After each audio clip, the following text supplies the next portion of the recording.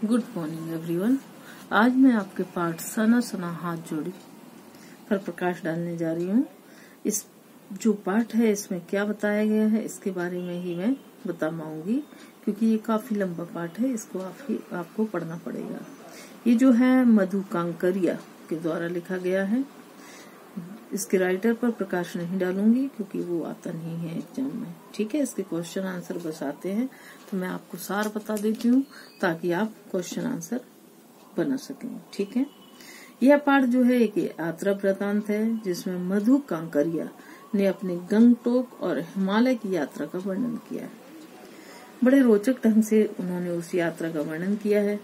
इस पाठ में लेखिका ने न केवल प्राकृतिक सुंदरता का वर्णन किया है बल्कि उन दृश्यों का भी वर्णन किया है जिसमें विषम परिस्थितियों में पुरुष और स्त्री के जीवन में जो संघर्ष होता है उसको बताया गया है। ठीक है, अब उन्होंने कहा है कि रात में वो गंगटोक शहर को देखते हुए उन्हें कैसा लगता है। उन्हें ऐसा लगता है मानो आसमान उल्टा पड़ा हो और सारे तारे बिखर कर टिमटिमा रहे हैं। आसमान उल्टा हो गया है और सारे तारे टिमटिमा रहे हैं। गंगटोक शहर को मेहनतकश बादशाहों का शहर कहा जाता है क्योंकि यहाँ लोग परिश्रमी हैं, बहुत परिश्रम करते हैं यहाँ के लोग। और यहाँ की रात, दिन और शाम बहुत सुंदर है। सुबह होते ही एक नेपाली युवती से सीखी हुई प्रार्थना ओंठों को छूने लगी। सना सना हाथ जोड़ी गर्दो प्रार्थना हामरो जीवन तिमरो कौशैली। आँख खुलते ही वह होटल की बालकनी की ओर भागी क्योंकि उन्हें लोगों ने बताया कि यदि मौसम साफ हो तो हिमालय की सबसे ऊंची चोटी कंचनजंगा साफ दिखाई देती है, पर आसमान बादलों से ढका हुआ होने के कारण यह नहीं दिखाई दी। उसके स्थान पर वहां जहां एक नजरें जाती वहां तक फूल ही फूल नजर आ रहे थे। उन्हें देखकर लेखिका को ऐसा लगा मानो वह फूलों के बाग में आ गई हो। गंगटोक से युमथाम की दूरी 149 किलोमीटर है। उनका ड्राइवर जतिन नार्गे उन्हें बताता हुआ जा रहा था कि रास्ते पर फूलों से लदी हुई घाटियां मिलेंगी। उत्सुकतावश लेखिका ने पूछा, क्या वहाँ बर्फ नहीं मिलेगी? बाद में उन्हें अपने इस प्रश्न पर बड़ा बचकाना लगा कि कहाँ बर्फ मिलेगी, अभी बर्फ तो नहीं मिलेगी, लेकिन उनको खुद को बड़ा अजीब सा लगा। रास्ते में उन्हें मंत्र दिखी हुई श्वेत पताका मिली जिसके बारे में जितेन नार्गे ने बताया कि जब किसी बुद्धिस्ट की मृत्यु होती है तो शहर से दूर किसी पवित्र स्थान पर उसकी आत्मा की शांति के लिए 108 पताकाएं फहरा दी जाती हैं और उन्हें उतारा नहीं जाता। समय के साथ ये स्वयं ही नष्ट हो जाती हैं। कई बार किसी नए कार्य की शुरुआत में भी रंगीन पताकाएं लगा दी जाती हैं। रास्ते में कभी लोग स्टॉप पड़ा जिसके बारे में जितेन ने बताया कि यहाँ पर गाइड फिल्म की शूटिंग हुई थी। वहीं पर लेप्चा और भूटिया स्थानीय जातियों के बीच क्या हुआ, चले लंबे संघर्ष के बाद हुई शांति वार्ता का स्मरण करवाते हुए पत्थर भी हैं। ठीक है, उन्हें रास्तों पर चलते चलते एक कुटिया के अंदर घूमते हुए चक्र के बारे में जितेन ने बताया कि यह प्रेयर व्हील है। ऐसा माना जाता है कि इसे घुमाने से सारे पाप नष्ट हो जाते हैं। लेखिका सोचने लगी कि चाहे पहाड़ हो या मैदान, इतनी वैज्ञानिक प्रगति के बाद भी पाप पुण्य के लिए लोगों की आस्था विश्वास आदि एक जैसी ही है ना। आगे वो कहते हैं कि जैसे जैसे गाड़ी ऊंचाई पर चलने लगी बाजार बस्ती लोग पीछे छूटने लगे और हिमालय अपने विराट रूप में सामने आने लगा। रास्ते घुमावदार होने लगे और घाटियां गहरी और चौड़ी होने लगी। सभी सैलानी मुस्कुराते हुए गाने लगे, सुहाना सफर और ये मौसम हंसी। इस सारे दृश्य को अपने भीतर समेट लेने के उद्देश्य से लेखिका ने जीप की खिड़की से बाहर सिर निकाल लिया। कभी वह आसमान छूते शिखरों को देखती तो कभी झरझर गिरते हुए जलप्रपात को, कभी इटलाती बनी ठनी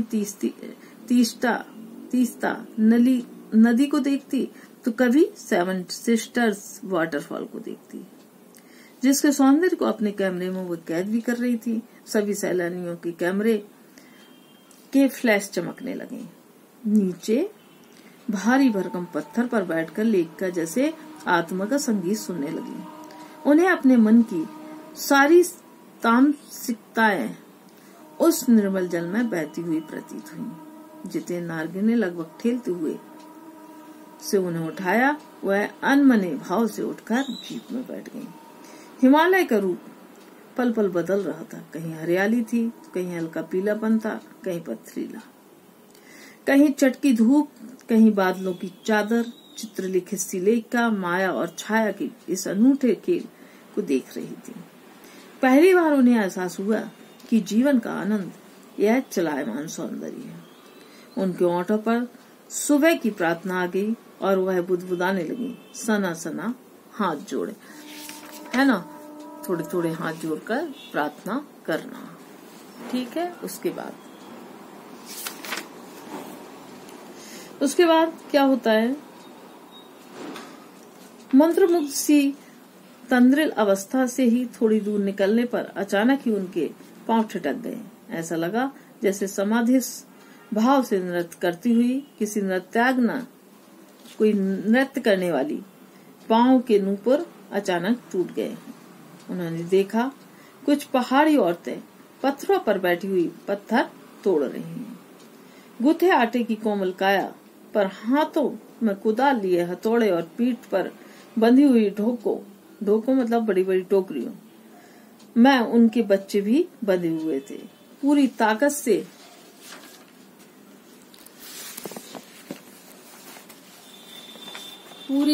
से कुदाल को जमीन में मार रही थी।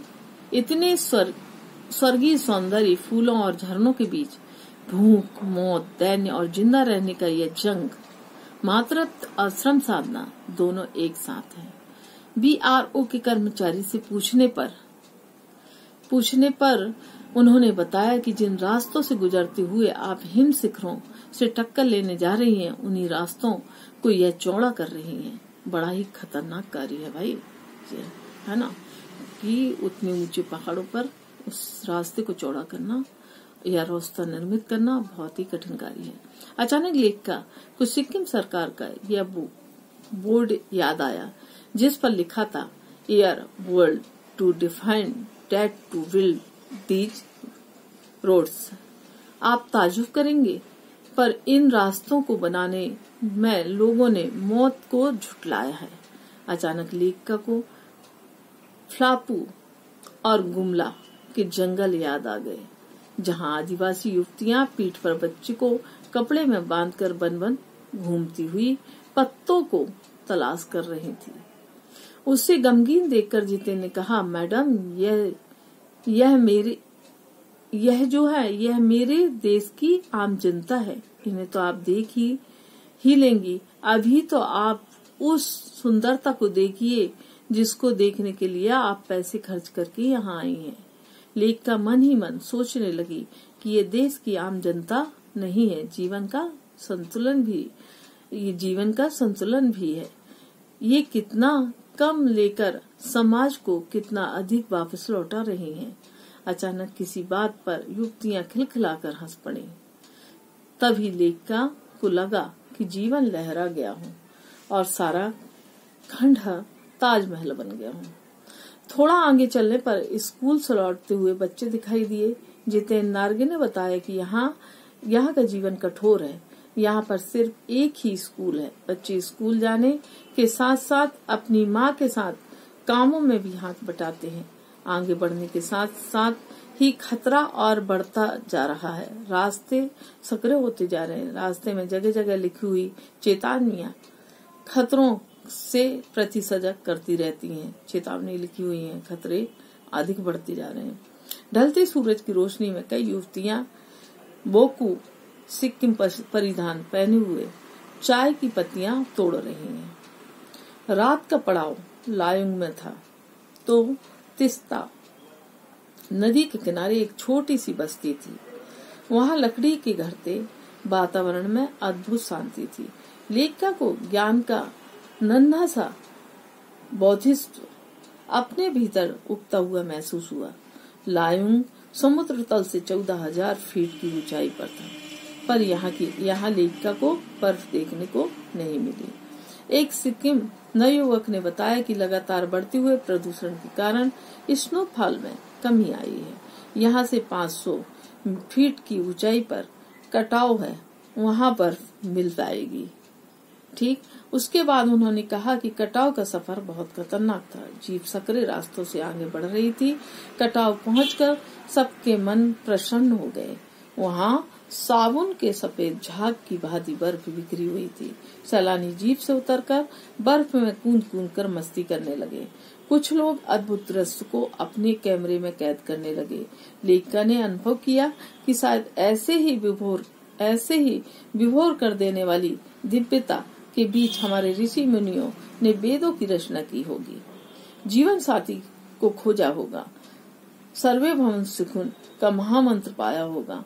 यह ऐसा सौंदर्य है जिसे देखकर बड़े से बड़ा अपराधी भी पल भर के लिए करुणा का अवतार बुद्ध बन जाए। लेखिका की सहेली मणि किसी दार्शनिक की तरह कह रही थी, यह हिमशिखर पूरे एशिया के जल स्तंभ हैं। प्रकृति किस नायाब ढंग से सारा इंतजाम करती है। सर्दियों में बर्फ के रूप में जल संग्रह कर देती है और गर्मियों में पानी के लिए सर्वत्र त्राही त्राही मचती है।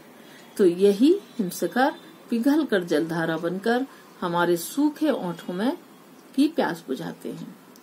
थोड़ा सा आगे जाने पर फौज की छावनियां दिखाई दी। थोड़ा सा आगे चीन की सीमा है। यहाँ पर -15 डिग्री में भी सैनिक पहरा देते हैं।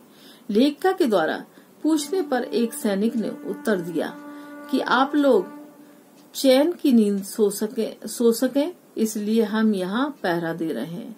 लेखिका सोचने लगी कि जिन बर्फीले इलाकों में हम बैसाख के महीने में भी ठिठुर रहे हैं, उन इलाकों में पौष और माघ के महीने में सब कुछ जम जाता है, तब भी ये जवान यहाँ तैनात रहते हैं। कितनी गर्व की बात है कि ऐसी भयानकता में भी ये जवान अपनी ड्यूटी करते रहते हैं। लायुंग से युमथांग के रास्ते में फूल ही फूल थे। एक चिप्स बेचती हुई युवती से लेखिका ने पूछा, क्या तुम सिक्किमी हो? उसने उत्तर दिया, नहीं, मैं इंडियन हूँ। यह सुनकर लेखिका सोचने लगी, काश कश्मीर के साथ भी ऐसा सहज रिश्ता हो जाता। वहाँ पहाड़ी कुत्तों को देखकर मणि ने बताया कि ये पहाड़ी कुत्ते भौंकते नहीं हैं, ये जो भौंकते नहीं है ये तो सिर्फ चांदनी रात में ही भौंकते हैं। लौटते समय जितेन उन्हें तरह तरह की जानकारियां देता रहा। वहाँ स्थित एक पत्थर के बारे में जितेन ने बताया कि उस पत्थर पर गुरु नानक की फुटप्रिंट है। कहते हैं वहाँ गुरु नानक की थाली में से थोड़े से चावल छिटक कर बाहर गिर गए थे और उस स्थान पर चावल की खेती होती है। थोड़ा और आगे बढ़े तो क्या देखते हैं, खेतों में था जहाँ पर देवी देवताओं का निवास माना जाता है, इसलिए वहाँ गंदगी नहीं फैलाई जाती। वे लोग पहाड़, नदी, झरने आदि की पूजा करते हैं। वे उसे गंगटोक नहीं गंगटोक कहते हैं। युमथांग पहले टूरिस्ट स्पॉट नहीं था। भारतीय आर्मी के कप्तान शेखर दत्ता ने घाटियों के बीच रास्ते निकालकर इसे टूरिस्ट स्पॉट बनाया। लेखिका मन ही मन सोच रही थी कि मनुष्य की इसी असमाप्त खोज का नाम ही तो सौंदर्य है। मतलब इतना अटूट सौंदर्य उन्होंने उस जगह पर देखा कि जिसे शब्दों से बयां नहीं किया जा सकता। इसके बाद अब इसके जो क्वेश्चन आंसर है ये मैं PDF में दूंगी। आपका पूरा 10th का जितना कोर्स है वह सब समाप्त हो गया है। सिर्फ व्याकरण के 2 पार्ट बचे हैं। वो मैं आपको समझाऊंगी। बाकी इतना आप याद कर लीजिएगा, ये आपका इतना ही सिलेबस 10th की बुक में है। ओके।